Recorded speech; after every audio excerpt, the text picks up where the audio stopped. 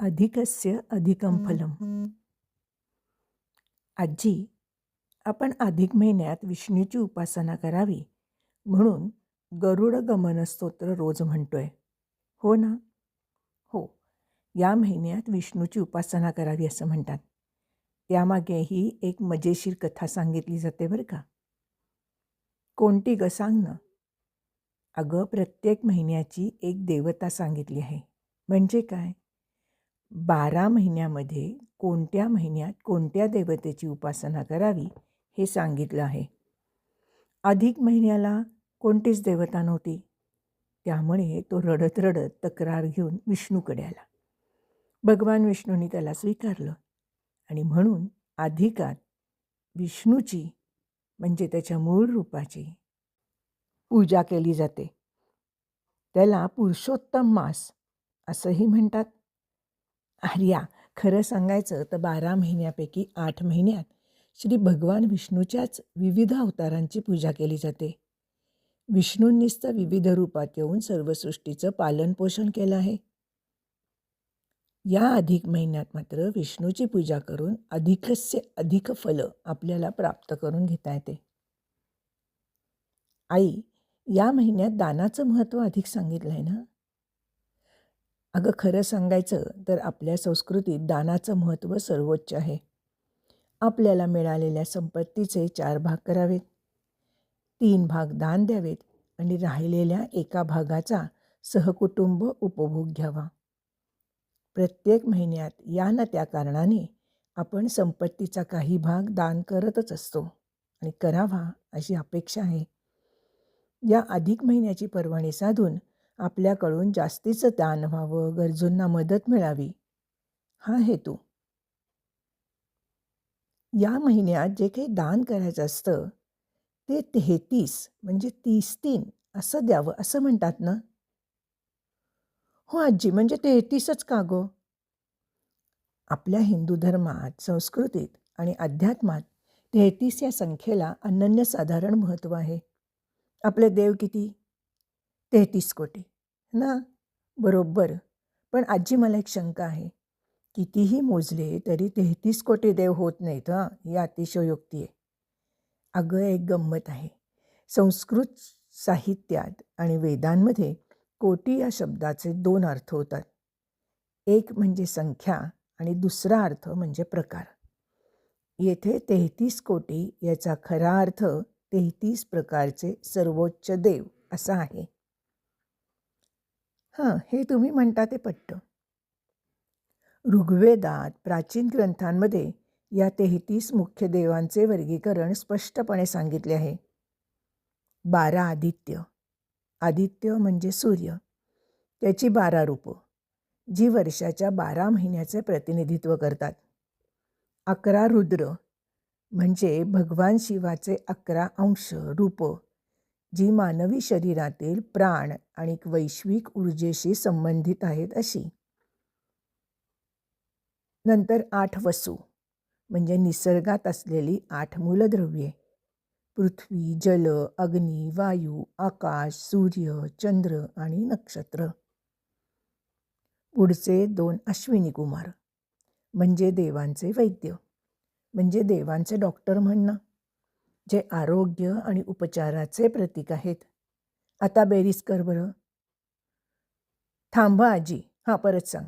12 आदित्य म्हणजे सूर्य, 11 शिव म्हणजे आपल्या शरीरातील ऊर्जेशी संबंधित, 8 निसर्गातील मूलतत्वे, शेवटचे 2 देवांचे वैद्य. बरोबर? 33 हो 33 येतात.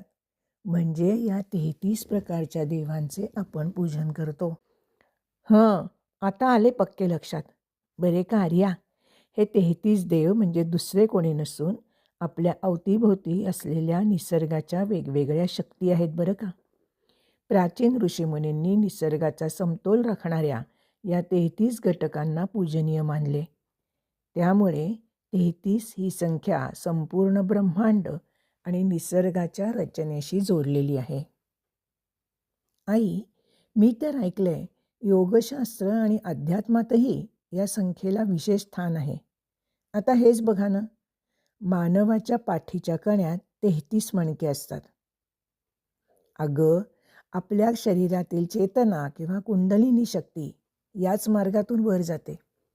त्यामुळे आध्यात्मिक प्रगतीसाठी आणि शरीराच्या ऊर्जा संतुलनासाठी या 33 मणक्यांना विशेष महत्त्व आहे. थोडक्यात सांगायचं तर आर्या, 33 ही केवळ एक संख्या किंवा आकडा नसून निसर्गाचे नियम, विश्वाची रचना आणि मानवी शरीर यांच्यातील परस्पर संबंध दर्शवणारी एक पवित्र संख्या आहे. आता आलं लक्षात. आणखीन एक गोष्ट लक्षात आली का? 3 वर्षात जमा झालेले हे वाढीव दिवस 33च होतात.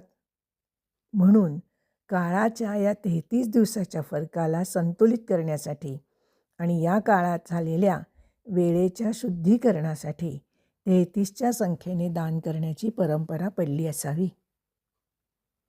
आई, मला एक प्रश्न पडला. अनर्सेच का? अगं, त्यामागेही अतिशय रंजक, धार्मिक, सांस्कृतिक आणि आरोग्यदायी कारणं आहेत. अनरसे हे समृद्धीचं प्रतीक आहे. अनरसे तयार करण्यासाठी तांदूळ, गूळ आणि खसखस या मुख्य गोष्टी लागतात, हो ना? हां, धान्यामध्ये तांदूळ हा अक्षत म्हणजे समृद्धीचं प्रतीक मानला जातो. तर गूळ आणि खसखस हे दोन्ही घटक शुभ आणि मंगल मानले जातात. तांब्याच्या किंवा चांदीच्या पात्रात हे 33 अनरसे ठेवून त्यावर दिवा लावून दान केल्याने घरात धनधान्याची कधीही कमतरता भासत नाही, अशी भावना आहे बरं का. आणि अधिक महिना हा बहुधा पावसाळ्याच्या किंवा ऋतूबदलाच्या काळात येतो. अनरशात वापरली जाणारी खसखस ही पोटासाठी शांत आणि पाचक असते. गूळ शरीराला ऊर्जा देतो आणि या ऋतूत होणाऱ्या संसर्गापासून वाचवतो. अगं, पूर्वीच्या काळी प्रवासाची साधने कमी असत. लेक जावई बाहेर गावहून येत असत. तेव्हा परत जायला त्यांच्याबरोबर प्रवासात टिकेल आणि पौष्टिक असेल असा हा अनरसा खाऊ म्हणून देणे योग्य ठरत असे. म्हणजे खरं सांगायचं तर अनरसा हे केवळ पक्वान्न नसून ते कृतज्ञता, आरोग्य आणि समृद्धीचं प्रतीक आहे. म्हणूनच अधिक महिन्यात वाणासाठी याचीच निवड केली जाते. हे सगळं किती मजेशीर आहे नाही का गं आई? अगं, आणखीन एक गमतीची गोष्ट आहे बरं का. अनरशाला पडणाऱ्या जाळीचा आणि पुण्याचा संबंध असतो अशी धार्मिक श्रद्धा आहे. अगं, अनरसा हा पदार्थ बनवताना त्याला छान बारीक जाळी पडते. जुन्या परंपरेनुसार अशी श्रद्धा आहे की अनरशाला जेवढी छिद्रे असतात तेवढी त्या व्यक्तीची आणि तिच्या कुटुंबाची पापं नष्ट होतात आणि तेवढेच पुण्य पदरात पडते. म्हणूनच अधिक महिन्यात जास्तीत जास्त जाळीदार अनरसे बनवण्याचा प्रयत्न केला जातो. हे अगदी बरोबर पटलं आई. कारण चांगले अनरसे जमणं म्हणजे खरोखरच पुण्य आहे. एकदा भट्टी जमली तर ठीक, नाहीतर एकदा अनरसे हसायला लागले की आपल्या डोळ्यात पाणी आणतात. आयते अनरसे छान लागतात, पण मग आपल्या पुण्याचं काय? बरं का आर्या? तर असा हा अनरसा भगवान विष्णूचा आवडता पदार्थ.